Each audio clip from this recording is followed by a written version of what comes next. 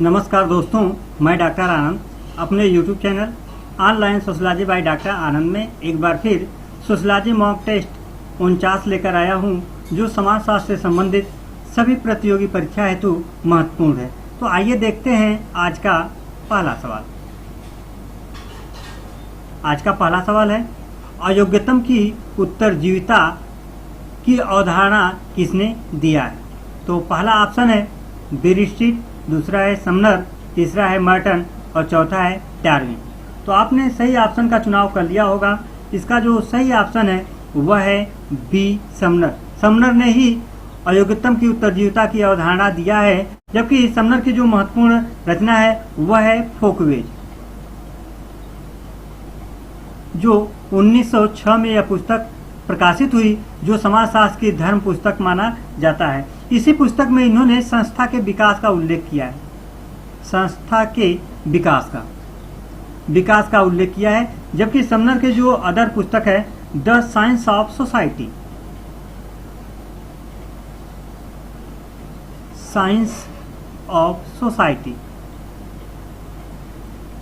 जो केलर के साथ समनर ने मिलकर के द साइंस ऑफ सोसाइटी पुस्तक लिखा है, जबकि बेरिस्टिट ने समाजशास्त्र में महत्वपूर्ण योगदान दिया है। इनकी जो महत्वपूर्ण पुस्तक है वह है द सोशल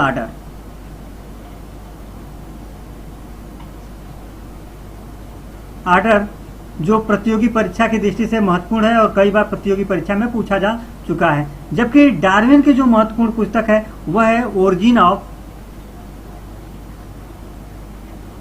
स्पीसीज,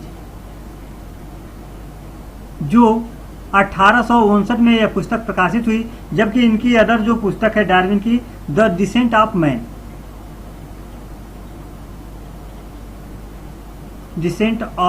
मैन, जो 1871 में यह पुस्तक प्रकाशित हुई थी, जो प्रतियोगी परीक्षा की दृष्टि से बहुत महत्वपूर्ण है।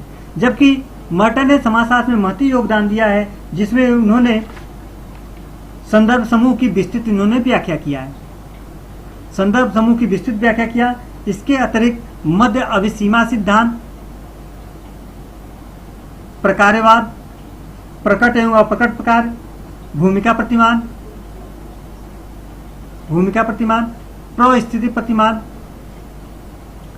एवं प्रस्थिति श्रृंखला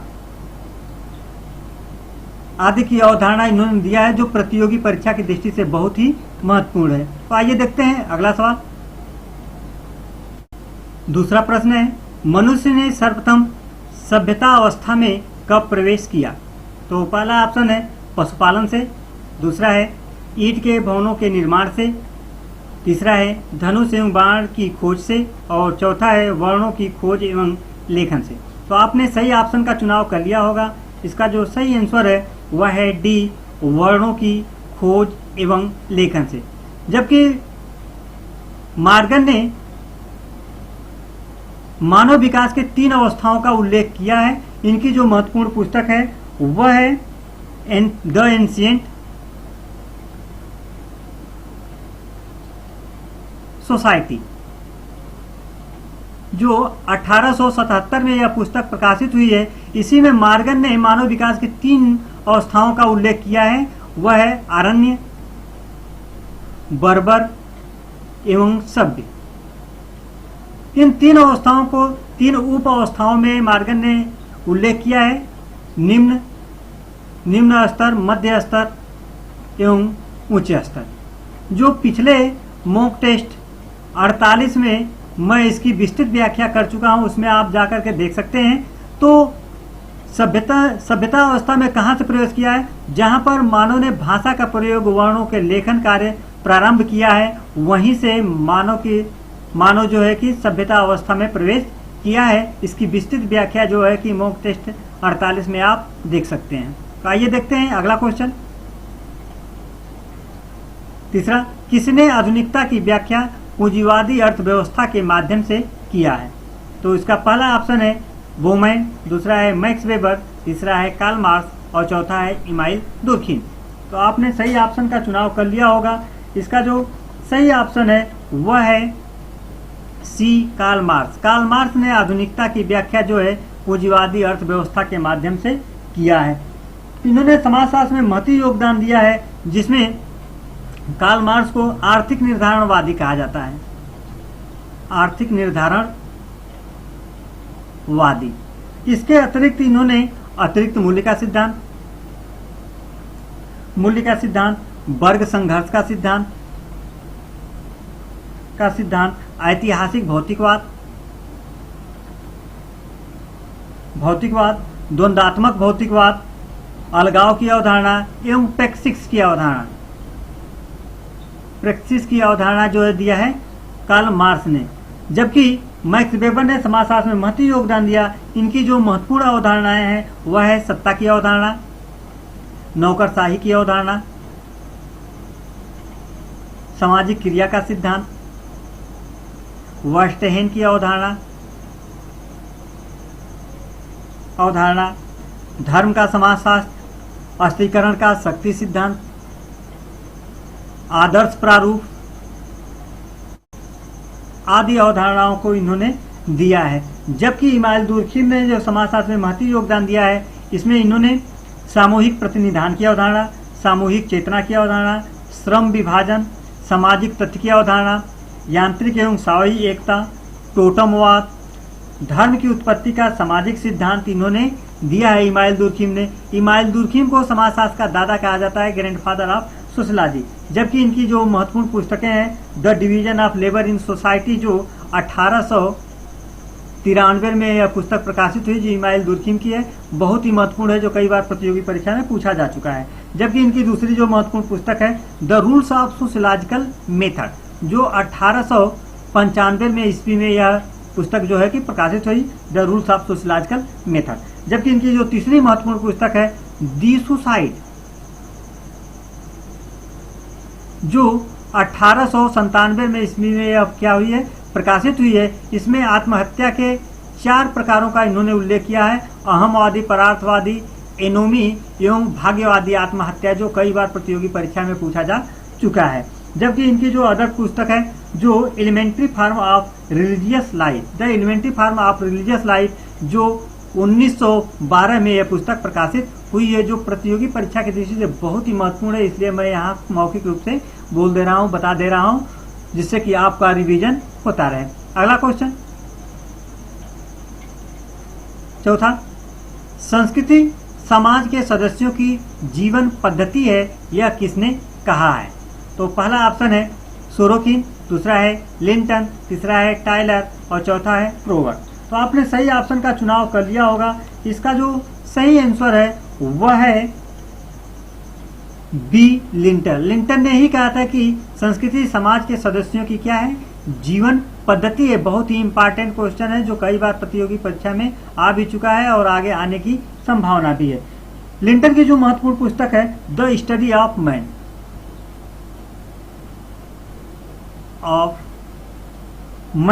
जो 1936 में यह पुस्तक क्या हुई है, प्रकाशित हुई है। इनकी जबकि अगली जो पुस्तक है, द ट्री ऑफ कल्चर,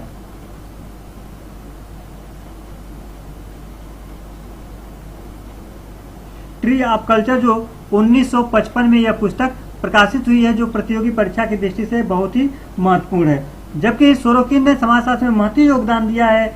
इन्होंने सामाजिक परिवर्तन का सांस्कृतिक सिद्धांत दिया है। सामाजिक परिवर्तन का सांस्कृतिक सिद्धांत दिया है। इसमें इन्होंने 3 प्रकार की संस्कृतियों का इन्होंने उल्लेख किया है, चेतनात्मक, विचारात्मक एवं आदर्शात्मक संस्कृतियों का उल्लेख किया है, जो प्रतियोगी परीक्षा की दृष्टि से बहुत ही महत्वपूर्ण है। जबकि सोरोकिन की अन्य अवधारणाएं सीमाओं का सिद्धांत,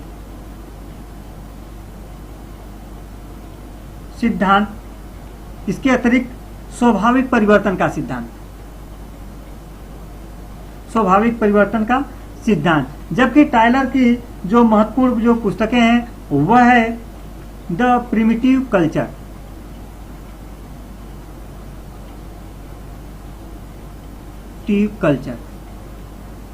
जो कई बार प्रतियोगी परीक्षा में पूछा जा चुका है। जबकि क्रोवर की जो महत्वपूर्ण पुस्तक है, कॉन्फ़िगरेशंस ऑफ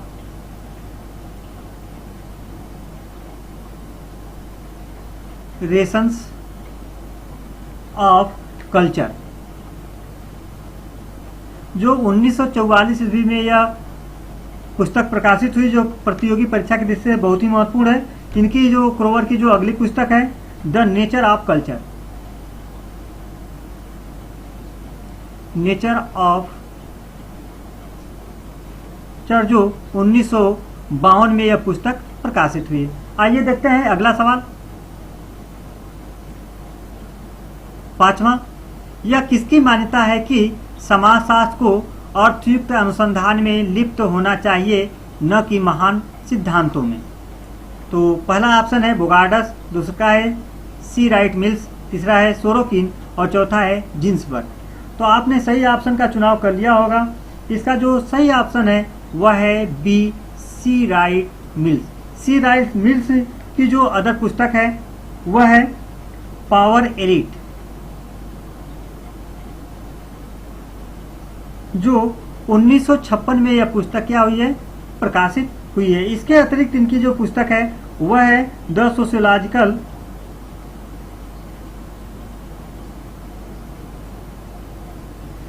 इमेजिनेशन,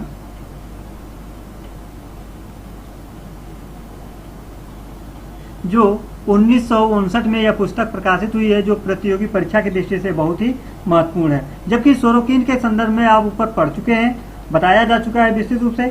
जिन्सबर्ग की जो महत्वपूर्ण पुस्तक है वह है द नेचर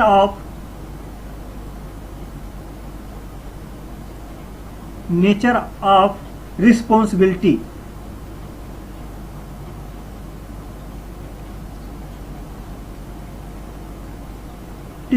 जो कई बार प्रतियोगी परीक्षा में पूछा जा चुका है। तो आइए देखते हैं 6वां, निम्न में से किस समाजशास्त्री ने आधुनिकता को केवल मात्र पूंजीवादी आधुनिकता के नाम से पुकारा है? तो पहला ऑप्शन है कार्ल मार्क्स, दूसरा है मैक्स वेबर, तीसरा है केलिनिकोज और चौथा है अल्थुजर। तो आपने सही ऑप्शन का चुनाव कर लिया होगा। इसका जो सही आंसर है वह है सी, केलिनिकोज। केलिनिकोज ने आधुनिकता को पूंजीवादी आधुनिकता के नाम से पुकारा है। जबकि कार्ल मार्क्स के बारे में आप पूर्व में पढ़ चुके हैं। मैक्स वेबर ने समाजशास्त्र में महत्वपूर्ण योगदान दिया है, जिसमें सत्ता की अवधारणा, नौकरशाही की अवधारणा, इसके अतिरिक्त सामाजिक क्रिया का सिद्धांत, वेस्टहेन की अवधारणा, धर्म का समाजशास्त्र, अस्त्रीकरण का शक्ति सिद्धांत, आदर्श प्रारूप आदि अवधारणा इन्होंने दिया है। जबकि अल्थुजर की जो महत्वपूर्ण पुस्तकें हैं वह है फॉर मार्क्स, जो 1966 में यह पुस्तक प्रकाशित हुई है। जबकि अल्थुजर को मार्क्सवादी भी कहा जाता है। जबकि इनकी अदर जो पुस्तकें हैं वह है रीडिंग कैपिटल,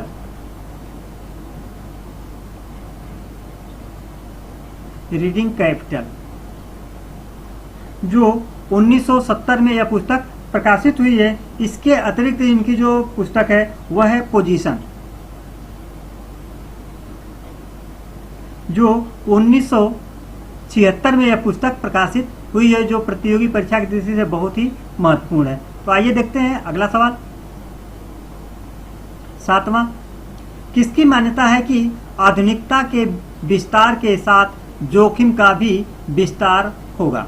तो पहला ऑप्शन है उल्रिच बेक, दूसरा है जॉर्ज रिटजर, तीसरा है बोडिलार्ड और चौथा है जीन्स गिडिंग्स। तो आपने सही ऑप्शन का चुनाव कर लिया होगा।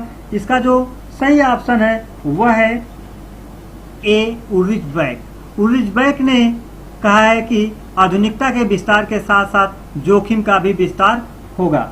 इनकी जो महत्वपूर्ण पुस्तक है वह है रिक्स सोसाइटी, जो 1992 में यह पुस्तक प्रकाशित हुई, जो कई बार प्रतियोगी परीक्षा में पूछा जा चुका है। जबकि जॉर्ज रिटजर की जो महत्वपूर्ण जो अवधारणाएं हैं वह है सांस्कृतिक बहुलवाद का सिद्धांत,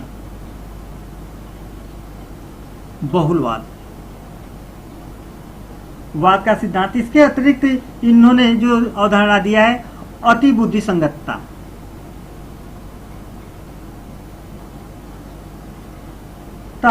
मैकडोनाल्डाइजेशन एवं अमेरिकीकरण करण की अवधारणा का प्रतिपादन इन्होंने किया है। जबकि इनकी जो महत्वपूर्ण पुस्तक है पोस्ट मॉडर्न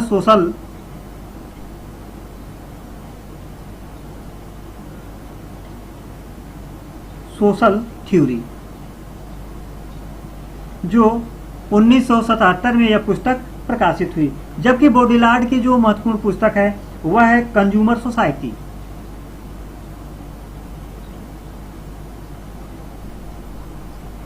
जो 1970 में यह पुस्तक क्या हुई है, प्रकाशित हुई है। इसके अतिरिक्त जो इनकी पुस्तक है द मिरर ऑफ प्रोडक्शन,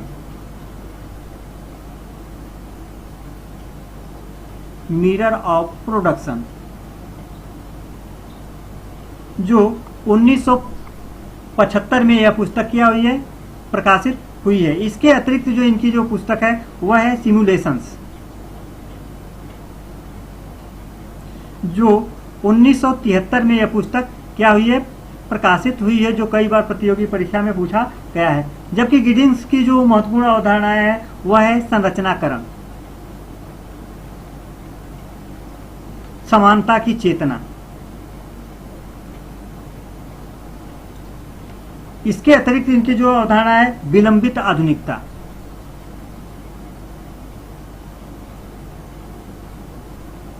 आधुनिकता, जो कई बार प्रतियोगी परीक्षा में पूछा जा चुका है। आइए देखते हैं अगला सवाल। 8वां, द टेक्नोलॉजिकल सोसाइटी नामक पुस्तक किसकी है? तो पहला ऑप्शन है गारफिंकल, दूसरा है जेमेसन, तीसरा है जैक्यूज इल्लल और चौथा है केसेल्स। तो आपने सही ऑप्शन का चुनाव कर लिया होगा।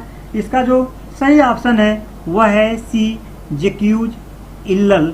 इनकी ही पुस्तक है द टेक्नोलॉजिकल सोसाइटी, जो बहुत ही महत्वपूर्ण है। जबकि गारफिंकल की जो महत्वपूर्ण रचनाएं हैं वह है स्टडीज इन एथनोमेथोडोलॉजी,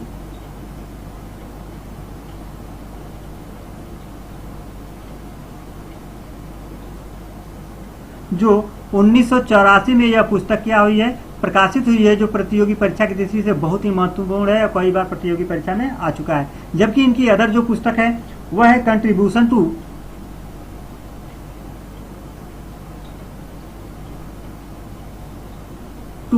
एथनोमेथोडोलॉजी,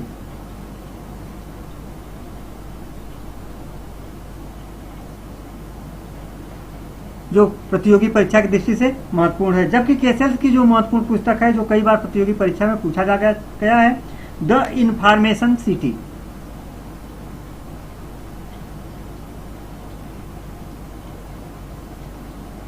जो 1989 में यह पुस्तक प्रकाशित हुई है, जो कई बार प्रतियोगी परीक्षा में दृष्टि से महत्वपूर्ण है और आ भी चुकी है।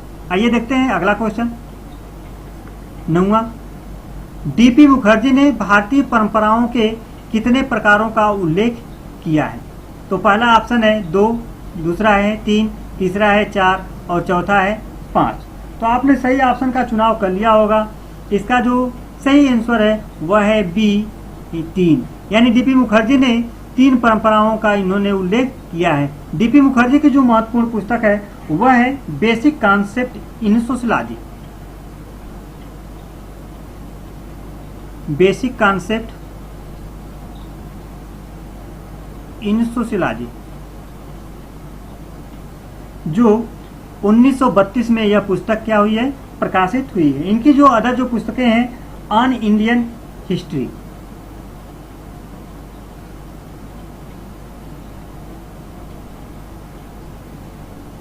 जो 1945 में यह पुस्तक क्या हुई है, प्रकाशित हुई है। इनकी अदर जो पुस्तक है मॉडर्न इंडियन कल्चर,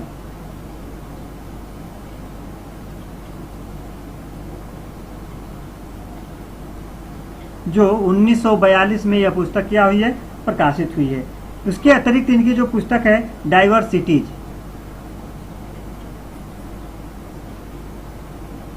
जो 1958 में यह पुस्तक क्या हुई है, प्रकाशित हुई है। यह पुस्तक बहुत ही महत्वपूर्ण है, जो कई बार प्रतियोगी परीक्षा में पूछा जा चुका है। आइए देखते हैं अगला सवाल। 10वां, निम्न समाजशास्त्रियों में से किन्हें आदर्शवादी संप्रदाय का जनक कहा जाता है?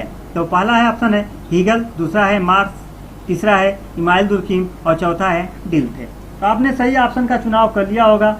इसका जो सही ऑप्शन है वह है डी, डिल्थे।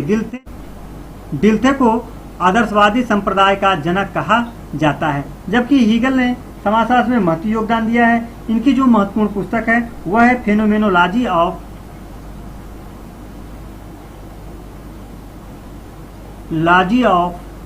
स्पिरिट,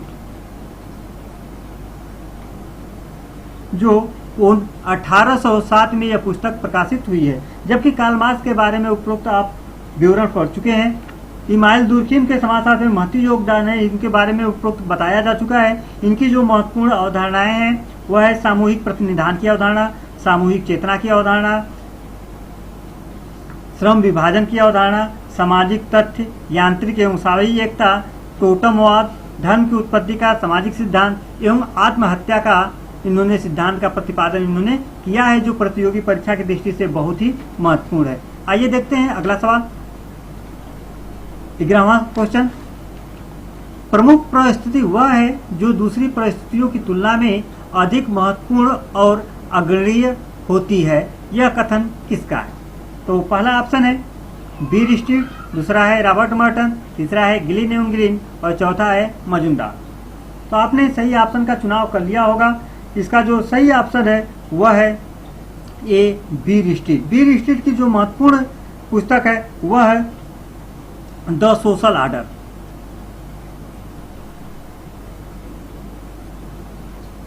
जो कई बार प्रतियोगी परीक्षा में पूछा जा चुका है। जबकि मजुमदार की जो महत्वपूर्ण पुस्तक है वह है rural profile, the rural file. जबकि अन्य जो इनकी पुस्तकें हैं race and the culture of India, race and culture of India, जो कई बार प्रतियोगी परीक्षा में ये दोनों पुस्तकें पूछी जा चुकी हैं। जबकि मर्टन के बारे में उपरोक्त आप पढ़ चुके हैं। इनकी अवधारणाओं को एक बार मैं और बता देता हूँ। संदर्भ समूह की अवधारणा, मध्य अभिसीमा सिद्धांत, प्रकार की अवधारणा, भूमिका प्रतिमान, परिस्थिति प्रतिमान एवं परिस्थिति श्रृंखला की अवधारणा का प्रतिपादन इन्होंने किया है। तो आइए देखते हैं अगला सवाल। 12वां, निम्न में से कौन सा सामाजिक विघटन का लक्षण है? तो पहला ऑप्शन है समाज में अपराध, संघर्ष एवं नशाखोरी आदि की बढ़ती प्रवृत्ति। दूसरा ऑप्शन है एक समाज में अनेक संस्कृतियों का आत्मसात होना। तीसरा है लोगों का एक स्थान से दूसरे स्थान पर प्रव्रजन करना। और चौथा है जनसंख्या वृद्धि की प्रवृत्ति। तो आपने सही ऑप्शन का चुनाव कर लिया होगा। इसका जो सही ऑप्शन है वह है ए, समाज में अपराध, संघर्ष एवं नशाखोरी की जो प्रवृत्ति बढ़ने लगती है तो वही क्या हो जाती है, सामाजिक विघटन का लक्षण दिखाई देने लगता है। तो आइए देखते हैं अगला सवाल। 13वां, किस समाजशास्त्री ने वर्ग का आधार बाजार की स्थिति में वर्ग परिस्थिति को बताया है? तो इसका जो ऑप्शन है पहला है कार्ल मार्क्स, दूसरा है अल्थुजर, तीसरा है मैक्स वेबर और चौथा है ग्राम सी। तो आपने सही ऑप्शन का चुनाव कर लिया होगा। इसका जो सही आंसर है वह है सी, मैक्स वेबर।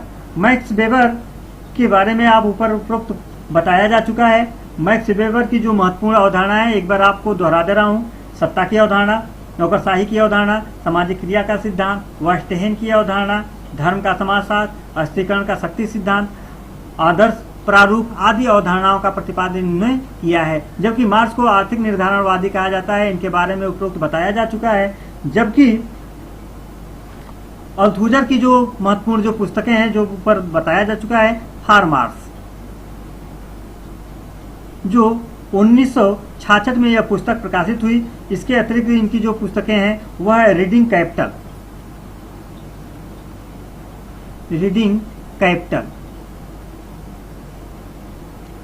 जो 1970 में यह पुस्तक क्या हुई है, प्रकाशित हुई है। उसके अतिरिक्त जो इनकी जो पुस्तक है वह है पोजीशन, जो 1976 में यह पुस्तक क्या हुई है, प्रकाशित हुई है। जबकि ग्रामसी की जो महत्वपूर्ण पुस्तक है वह है सिलेक्शन फ्रॉम पॉलिटिकल राइटिंग।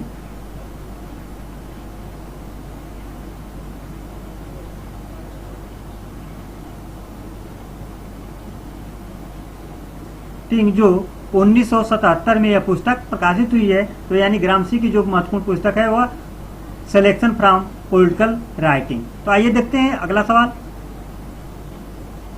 14वां, संस्कृति के संदर्भ में जीवित एवं मृत विशेषकों का प्रयोग किया है। तो यह है, पहला ऑप्शन है औपचारिक, दूसरा है अनौपचारिक, तीसरा है अलंकारिक और चौथा है संवेदनात्मक। तो आपने सही ऑप्शन का चुनाव कर लिया होगा। इसका जो सही ऑप्शन है वह है सी, अलंकारिक। आइए देखते हैं अगला सवाल 15वां, निम्नांकित में से विचारकों का कौन सा समूह सामाजिक परिवर्तन के रेखीय दृष्टिकोण से संबंधित है। तो पहला ऑप्शन है काम्टे, सोरोकिन एवं मार्क्स, दूसरा है पैरेटो, सोरोकिन एवं ऑकबर्न, चौथा है काम्टे, स्पेंसर, मार्क्स और चौथा है काम्टे, पैरेटो एवं मार्क्स। तो आपने सही ऑप्शन का चुनाव कर लिया होगा। इसका जो सही ऑप्शन है वह है सी, काम्टे, स्पेंसर एवं मार्क्स। मित्रों, मैंने सामाजिक परिवर्तन के जो रेखीय एवं चक्रीय सिद्धांत है उसका मैंने कोडिंग किया है। तो रेखीय सिद्धांत का जो कोडिंग है वह है कास्मा हाथरे।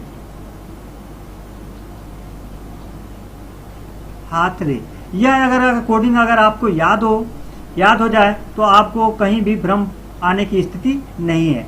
तो का से हो जाएगा काम्टे, सौ से हो जाएगा स्पेंसर, मा से हो जाएगा मार्क्स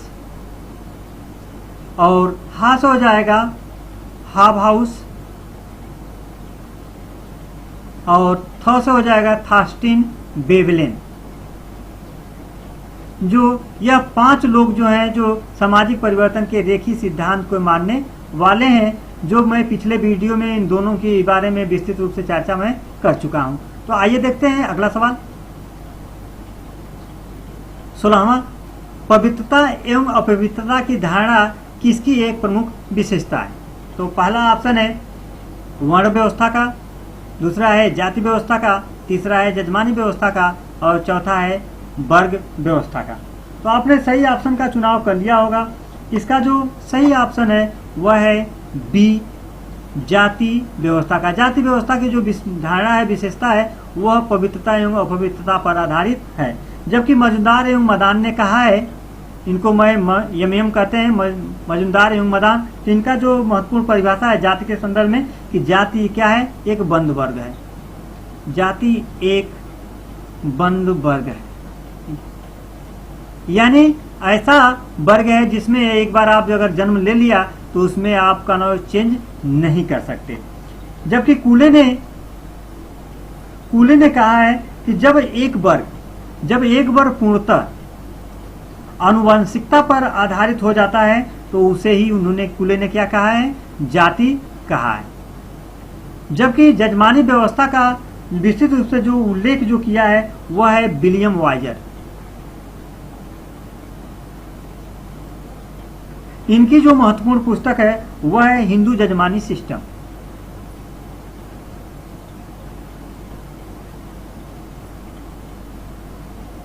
सिस्टम, जो कई बार प्रतियोगी परीक्षा में यह पुस्तक पूछा जा चुका है। आइए देखते हैं अगला क्वेश्चन 17वां, किस समाजशास्त्री ने सामाजिक संरचना को सामाजिक शक्तियों का जाल माना है।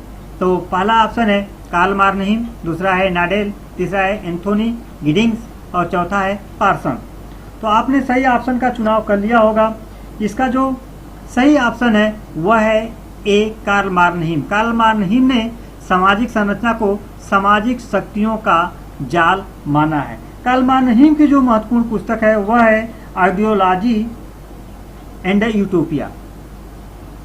आइडियोलॉजी एंड यूटोपिया, जो 1929 में यह पुस्तक प्रकाशित हुई है, जो कई बार प्रतियोगी परीक्षा में पूछा जा चुका है। जबकि नाडेल की जो महत्वपूर्ण पुस्तक है वह है नुपे रिलीजन,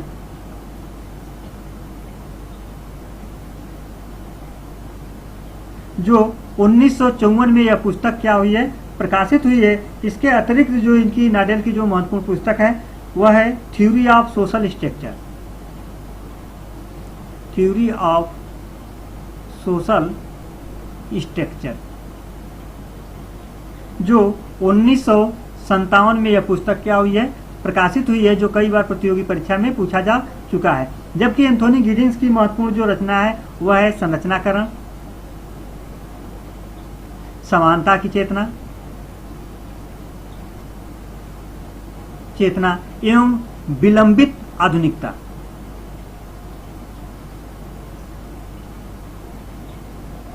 जो कई बार प्रतियोगी परीक्षा में पूछा जा चुका है। इसके अतिरिक्त जो पार्सन्स ने समाजशास्त्र में महत्वपूर्ण योगदान दिया है उसमें है इन्होंने सामाजिक क्रिया का सिद्धांत, प्रकार्यवाद, रुग्ण भूमिका, भूमिका प्रत्याशा, संस्थाकरण, व्यवस्था विश्लेषण, पैटर्न वेरिएबल एवं एजिल मॉडल, एजिल मॉडल की अवधारणा इन्होंने दिया है, जो प्रतियोगी परीक्षा की दृष्टि से बहुत ही महत्वपूर्ण है। तो आइए देखते हैं अगला सवाल। 18वां, किसने सामाजिक उद्विकास की अवधारणा का उल्लेख किया है? तो पहला ऑप्शन है डार्विन ने, दूसरा है हर्बर्ट स्पेंसर ने, तीसरा है मॉर्गन ने और चौथा मेलिनोव्स्की ने। तो आपने सही ऑप्शन का चुनाव कर लिया होगा। इसका जो सही ऑप्शन है वह है बी, हर्बर्ट स्पेंसर ने। हर्बर्ट स्पेंसर ने अपनी पुस्तक फर्स्ट प्रिंसिपल या फर्स्ट प्रिंसिपल, जो 1862 में यह पुस्तक प्रकाशित हुई, इसी में मानव उद्विकास के सिद्धांत का इन्होंने प्रतिपादन किया है, जो कई बार प्रतियोगी परीक्षा में पूछा जा चुका है। तो आखिर में इन्होंने मानव उद्विकास की अवधारणा क्यों विकसित किया, किनसे यह प्रभावित होकर के किया? तो इन्होंने डार्विन से प्रभावित होकर, डार्विन की जो पुस्तक है दी ओरिजिन ऑफ स्पीसीज,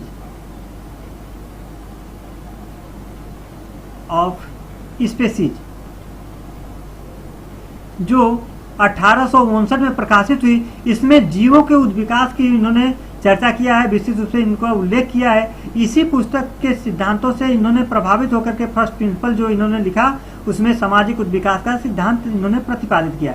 जबकि हर्बर्ट स्पेंसर की जो महत्वपूर्ण पुस्तक है वह है principle of sociology,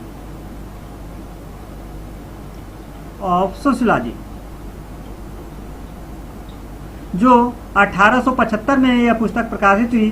principle of sociology को समाजशास्त्र की प्रथम पाठ्य पुस्तक माना जाता है। जबकि मॉर्गन की जो कई बार उपरोक्त बताया जा चुका है कि मानव उद्विकास के 3 अवस्थाओं का इन्होंने उल्लेख किया है, उसमें है आरण्य, बर्बर एवं सभ्य, जो एंशिएंट सोसाइटी, इनकी जो पुस्तक है एंशिएंट सोसाइटी। मॉर्गन का जो महत्वपूर्ण जो पुस्तकें हैं वह है the ancient society,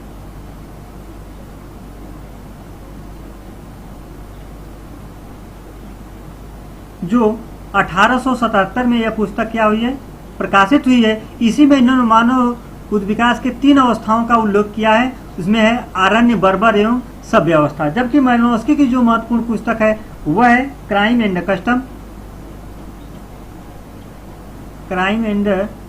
custom in savage society,